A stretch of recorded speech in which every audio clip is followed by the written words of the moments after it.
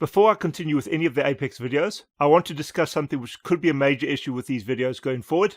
It is something which I am trying to pay attention to, and it can apply to any of the previous videos which I have made. This comes from the fact that Apex is still beta software and is going to have breaking changes. We are now getting to the point where some of my videos are explaining systems which are potentially being changed. In this video, I'm going to discuss how I'm dealing with Apex being beta software. To begin, we'll look at how we get Houdini. Our start point will usually be from the downloads on the Houdini website, which are currently under the Get dropdown. There is, however, another page related to downloads which is just as important, and that is under Support, which is under the Changelog Journal section. This will give us a list of all the changes to Houdini. We'll be accessing this page, but we'll be accessing it from somewhere else. Instead, we'll access this through the Downloads page. So I've logged in and I'm in the Downloads section. There are various options for installing Houdini here, one of which is the launcher. There are also a number of downloads which are specific to Houdini licenses and license servers. This section over here is not actually related to downloads itself. Instead, it actually relates to acquiring specific licenses. At the bottom of this page, we have two sections. One is called Daily Builds. The other is Production Builds. The daily builds contain updates and bug fixes which are made every day. The production builds form a culmination of fixes, where all the fixes have been tested more thoroughly and are essentially backed by side effects, where the daily builds are essentially more use at your own risk. Both of these options will essentially take us to exactly the same page. It will only really change the options on this page. Essentially, those links change these three options at the top of the page here. If we enter this through production builds, we will not have daily builds checked here, and you can use these options to specify which build you're looking for. These will update the list of downloads, and production builds will almost always start the download list. At the time of making this video, the newest production build is 20.0.590. I can scroll down to find the daily builds, and at this point the daily build is 611. So there have been a number of changes since the production build.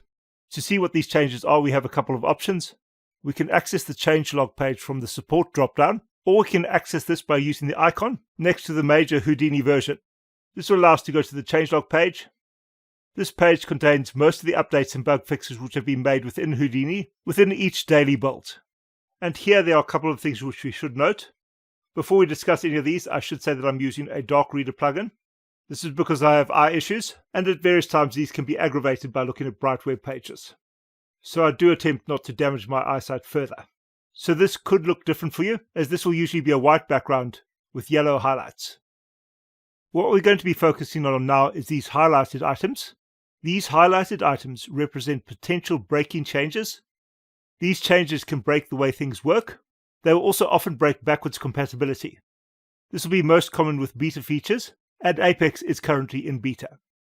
So for example, we'll have this change here, which is talking about subgraph BGO files, which is something which I have not actually discussed yet. Here the way the graph is being loaded has been changed, and depending on your version of Houdini, there is the potential of subgraphs not working correctly anymore. We can continue with these features. The next major change here is for XPU. The update here could potentially change the way motion blur is rendered within a scene. This is not applicable to what I'm doing, so we can continue. On the next page, you'll see that there's another potential breaking change for Apex, where the signature for the callback has been updated. Over here, we'll see that this may cause graphs to fail to compile.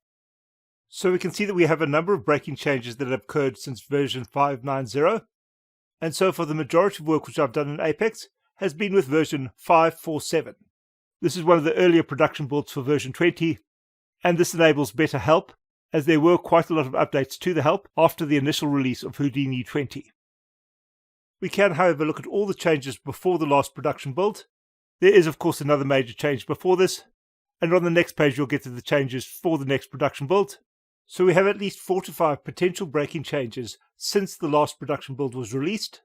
These will not necessarily affect us, and not all of them are major, but there are potential problems here, and we need to be aware of this, as a lot of the things which I do with Apex may be changed, and they may break in the future.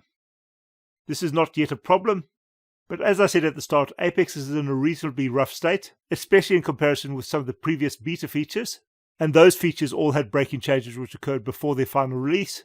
Because of this, I'm going to try and stick with the newest production builds, but if the breaking changes are significant enough, I may update to the newer daily builds. If there are any breaking changes which affect features which I have already created, I will try and explain them, but these cannot be avoided, especially at this stage in the software's development. So that's something which I wanted to discuss before going further. We'll go back to working on Apex graphs next.